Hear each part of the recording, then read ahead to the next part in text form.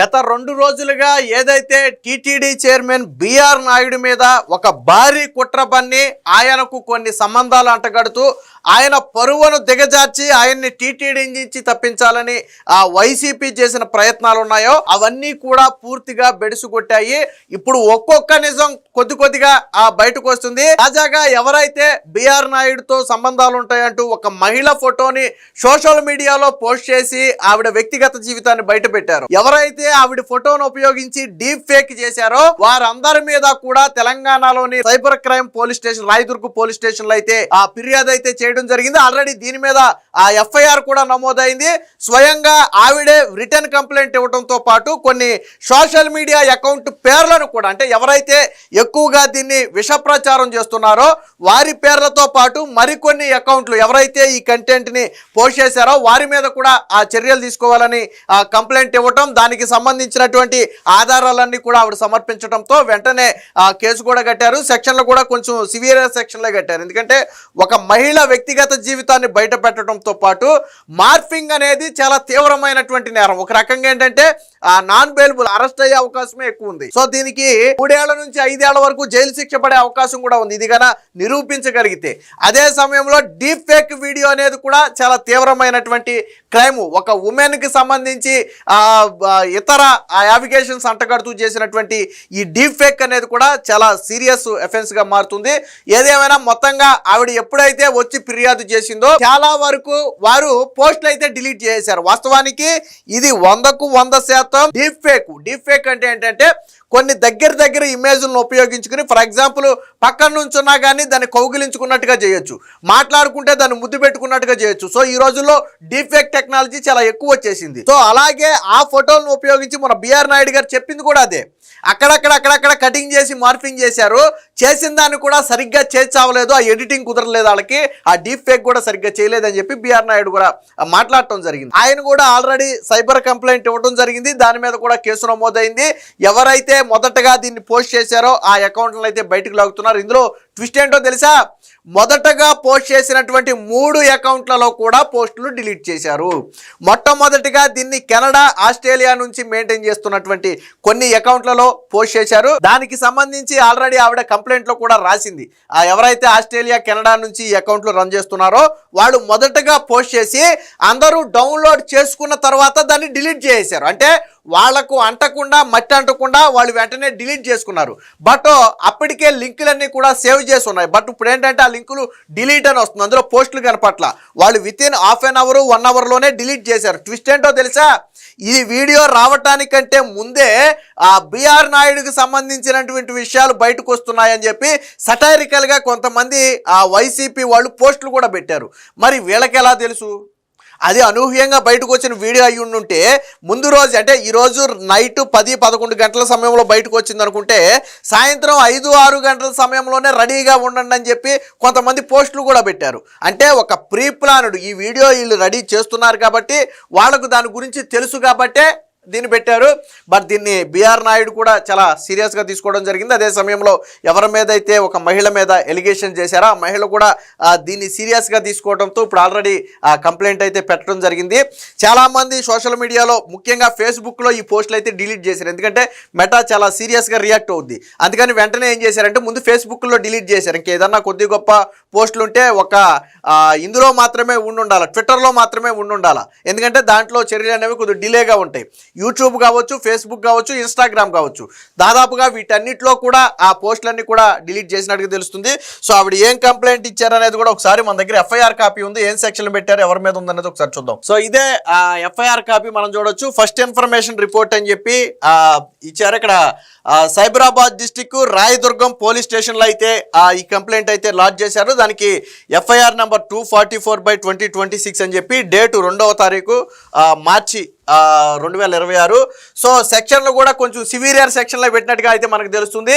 319, 335, 353 BNS యాక్ట్తో పాటు 66C, 66D, 67 ITA. So ఈ 3 సెక్షన్లు 66, 67 అనేవి ఈ సెక్షన్లు ఏవైతే ఉన్నాయో ఇవి కొంచెం సీరియస్ ఎలిగేషన్స్ ఉన్నటువంటి సెక్షన్లు. ముఖ్యంగా ఉమెన్కు సంబంధించి ఫేక్ చేయడం కావచ్చు, వాళ్ళ పరువుకు భంగం కలిగించడం కావచ్చు, దానికి సంబంధించినటువంటి ప్రధాన సెక్షన్లు ఈ సెక్షన్లు కన్నా కోర్టు సీరియస్గా తీసుకుంటే, అంటే అది ఫేక్ అని నిరూపించబడితే మాత్రం దాదాపుగా 3 ఏళ్ల నుంచి 5 ఏళ్ల వరకు జైలు శిక్ష కూడా పడే అవకాశం ఉంది ఈ సెక్షన్లకని కూడా చాలామంది చెప్తున్నారు. సో కంప్లైంట్లో ఏం రాశారు అనేది కూడా మనం ఇక్కడ చూడవచ్చు. ఇక డీటెయిల్ అంటే డేటు టైం అన్నీ కూడా ఇక్కడ మెన్షన్ చేశారు. రిటర్న్ కంప్లైంట్ ఇవ్వడం కూడా స్వయంగా ఆవిడే స్టేషన్కి వెళ్ళి రిటర్న్ కంప్లైంట్ అయితే ఇచ్చారు. దానికి సంబంధించి ఇక్కడ చూడొచ్చు. అలాగే కింద కంప్లైంట్లో ఏముందో ఒకసారి చూద్దాం. సో ఆల్రెడీ దీన్ని కోర్టుకు కూడా పంపడం అయితే జరిగింది పోలీసులు. సో పోలీసులు ఇక్కడ డేట్ వేసి రాశారు. So received a complaint from Tadepalli Indulekha అని చెప్పి వాళ్ళ డీటెయిల్స్తో ఒకటి రాశారు. సో ఇక్కడ ఎవరెవరి పేర్లు మెన్షన్ చేశారు అనేది మనం ఇక్కడ ఒకసారి కన్నా చూస్తే దేశాభిమాని అనే ఒక YouTube channel, a true Indian, Deshabhimani a true Indian అనే ఒక యూట్యూబ్ ఛానల్ మెన్షన్ చేశారు. అలాగే ది న్యూస్ తెలుగు అనే ఒక యూట్యూబ్ ఛానల్ గురించి మెన్షన్ చేశారు. ఇక టీమ్ ప్రశ్న అనే ఇన్స్టాగ్రామ్, ఆల్రెడీ వీళ్ళు యూట్యూబ్లో పోస్ట్ చేస్తే వాళ్ళు స్ట్రైక్ కూడా కొట్టినట్టున్నారు. ఆల్రెడీ యూట్యూబ్ ఆ పోస్ట్ను కూడా డిలీట్ చేసింది. దీనికి సంబంధించి టీమ్ ప్రశ్న నాకు వీడియో కూడా విడుదల చేసింది. మరి ఎవరెవరికో ఉన్నటువంటి ఇదినన్నిటినీ తీసుకొచ్చి మేము వాళ్ళకి ఏదో సంబంధాలు అంటే గట్టి ఫేక్ చేస్తామంటే చూస్తూ ఎవరు ఊరుకోరు. సో ఇన్స్టాగ్రామ్ అకౌంట్ మీద ఇచ్చారు. అలాగే వైఎస్జే సఫీ షవన్ అనే ఒక ఇన్స్టాగ్రామ్ అకౌంట్, అలాగే వైఎస్జే 2.0 అనే ఒక ఫేస్బుక్ అకౌంట్, అలాగే తుని అసెంబ్లీ మీడియా మ్యాటర్స్ అనే ఒక Facebook account, red TV Telugu అనే ఒక యూట్యూబ్ ఛానల్స్, జగనన్న కనెక్ట్స్ అనే ఒక యూట్యూబ్ ఛానల్స్. ఇది జగనన్న కనెక్ట్స్ యూట్యూబ్ ఛానల్తో పాటు ట్విట్టర్ అంటే ఎక్స్ ఖాతాలో కూడా దారుణమైన పోస్టులు అయితే పెట్టినట్టుగా అయితే తెలుస్తుంది. So due to circulated of the said AI deep fake morphed content, the complaint and the family members have been subjected to the severe mental trauma and dignity and reputation have been seriously affected అని చెప్పి, అంటే మానసికంగా వాళ్ళు ఇబ్బంది పడటంతో పాటు సమాజంలో వారికి ఉన్నటువంటి గౌరవం మొత్తం కూడా దెబ్బతీసే విధంగా ఇవైతే ఉన్నాయని చెప్పి వాళ్ళైతే చెప్పడం జరిగింది. సో దీనికి సంబంధించి పోలీసులు కన్క్లూజన్ ఇవ్వడం, దీన్ని ఆల్రెడీ ఇన్వెస్టిగేషన్ స్టార్ట్ చేసినట్టుగా కూడా పోలీసులు అయితే చెప్తున్నారు. ఎప్పుడైతే ఇది డీప్ ఫేక్ అని చెప్పి బిఆర్ నాయుడు బయటకు వచ్చి నేను దీని మీద సీరియస్గా వెళ్తాను, లీగల్గా వెళ్తాను, ఎవరిని కూడా వదిలిపెట్టను, పైగా దీని వెనక ప్రోత్సహించిన వారిని కూడా బయటకు లాగుతానని చెప్పి ఎప్పుడైతే మన బిఆర్ నాయుడు వీడియో బయట పెట్టి మాట్లాడటం జరిగిందో, ఆయన మీడియా ముందుకు వచ్చి మాట్లాడటం జరిగిందో, దాంతో చాలామంది భయపడి ఏంటంటే పోస్టులు డిలీట్ చేశారు. ఎందుకంటే ఎందుకు వచ్చిన రిస్క్, ఆ అకౌంట్లు కోల్పోయే అవకాశం ఉంటుంది ఒకటి. రెండోది ఏంటంటే కేసులు పడితే ఇబ్బంది పడతామేమో అనే ఒక, ఎందుకంటే ఈ మార్పుడు డీప్ ఫేక్ అనేది సీరియస్ అఫెన్స్, అది అందరికీ తెలిసిన విషయమే. కాబట్టి ఎలాగా వైరల్ అయింది కాబట్టి అని చెప్పి చాలామంది డిలీట్ అయితే చేయడం జరిగింది. బట్ ఆల్రెడీ కొన్ని అకౌంట్స్ మీద స్వయంగా ఆవిడే కంప్లైంట్ రాసి ఇవ్వడం జరిగింది. దీని మీద ఇన్వెస్టిగేషన్ కూడా ప్రారంభమైంది. అయితే మొదటగా ఎవరైతే కెనడా లేదా ఆస్ట్రేలియా లాంటి ప్రాంతాల్లో ఉన్న వాళ్ళు ఇచ్చారో దాన్ని ఇక్కడ కూడా రాశారు, unknown individuals from foreign countries such as Australia and Canada. So మొదటగా వాళ్ళు దీన్ని పోస్ట్ చేశారు, ఆ తర్వాత డిలీట్ చేశారు. అంటే చాలా ఇది ఒక స్ట్రాటజీ ప్రకారం చేసినటువంటి. దీనికి మీకు ఇంకొక ఉదాహరణ కూడా చూపిస్తా చూడండి ఒకసారి. సో ఇది ఇక్కడ చూడండి, ఈ పేరు బిఆర్ నాయుడు, ఈ పేరు సేనాకాలం యాద్ ఉంటుందని చెప్పి ఒక పోస్ట్ పెట్టారు. ఎప్పుడు ఇది ఫిబ్రవరి 28 10:18 వీళ్ళు పెట్టినటువంటి పోస్ట్ ఇది. బట్ అప్పటికి వీడియో రాలేదు. వీడియో అనేది 11 గంటల తర్వాత లేదా 12 గంటల సమయంలో, మిడ్ నైట్ సమయంలో వీడియో వచ్చింది. అప్పటికి వీడియో రాలా. కానీ వీళ్ళు ఏం చేశారు, బిఆర్ నాయుడు పేరు చాలా కాలం యాద్ ఉంటుందని మొట్టమొదటికి లాగా, అంటే మా దగ్గర కొన్ని వీడియోలు ఉన్నాయి మేము వదలబోతున్నాము, లేదా మా దగ్గర కొన్ని పోస్టులు ఉన్నాయి మేము పెట్టబోతున్నామని సింబాలిక్గా చెప్పడం కోసం ట్రోల్ చేసే విధంగా పెట్టినటువంటి పోస్ట్. ఈ తర్వాత ఇవన్నీ డిలీట్ చేశారు. తర్వాత ఇవన్నీ కూడా చాలామంది డిలీట్ చేశారు. దీంతోపాటు ఇప్పుడు మనం చెప్పుకున్న కెనడా, ఆస్ట్రేలియా అకౌంట్ల నుంచి పోస్ట్ చేసిన వాళ్ళు కూడా తర్వాత డిలీట్ చేశారు. ఇప్పుడు అసలు వాళ్ళ అకౌంట్లో బిఆర్ నాయుడు గురించి ఒక పోస్ట్ కూడా లేదు. ట్విస్ట్ ఏంటంటే ఒక్క పోస్ట్ కూడా బిఆర్ నాయుడు గురించి లేదు. అంటే మీకు దాన్ని బట్టి అర్థమవుతుంది వాళ్ళు రిస్క్ తీసుకోవట్లే ఎవరు.